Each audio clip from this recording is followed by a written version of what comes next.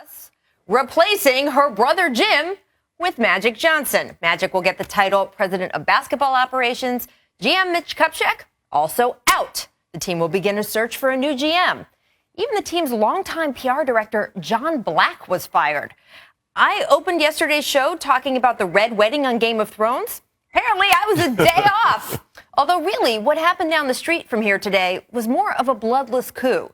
And in a minute, we will get to discussing whether this was a good decision, the timing of it. But first, I just want to highlight the way Jeannie Buss pulled this off. First, it's important to note that while all the Buss kids have an ownership stake in the team, when Jerry Buss was deciding which one should actually inherit running it, Jeannie was not his first choice. She was not even his second choice, despite that she was the kid who graduated with honors and a business degree from USC. Dr. Buss loved his daughter very much, but she was a girl, and he was old school, and in his eyes, that initially disqualified her. And he was very upfront with her about that. So the fact that we are here today with Jeannie calling the shots, removing her brother and still co-owner from a job he very much wanted to do, it's amazing. And the fact that she did it through literally decades of work, proving herself over and over again, handling the team's marketing and business operations to the point where her father finally rewarded her by leaving her in charge in his will. And then over the past few years, wisely playing Jim's own public declarations against him, making him solely own all the basketball team's decisions. It's genius.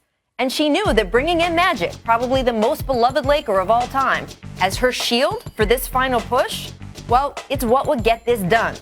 We are in a time right now when we are seeing owners like James Dolan, Vivek Ranadive make not just questionable decisions, but what seem like completely reckless ones, changing strategy and temperament with the weather. Only time is going to tell whether Jeannie Buss did the right thing here, but the way she did it, well, underestimate this woman at your own peril.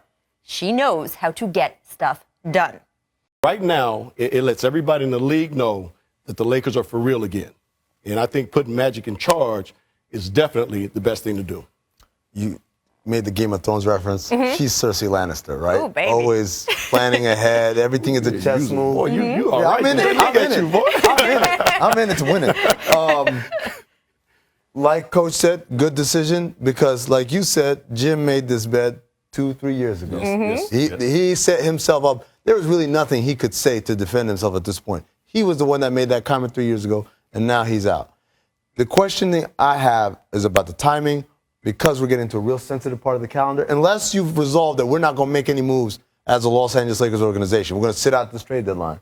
But I think when you're dealing with this time of year, you need someone who's on the ground, knows the context, knows the context of what we're doing here, and can field those conversations, even if they're not the last decision maker. So I would have probably kept Mitch around just to handle this, even as Magic becomes the decision maker having the final say. Well, it's interesting. Sam Amick from USA Today just put out a tweet saying that Jeannie very much had been interested in DeMarcus Cousins and felt like they could have been a good environment for her. We know that the Lakers were one of the final teams in those discussions with the Kings, but in the end, Mitch Kupchak, Jim Buss, could not get that done. So that might be some insight into the timing. But you make a good point about the trade deadline.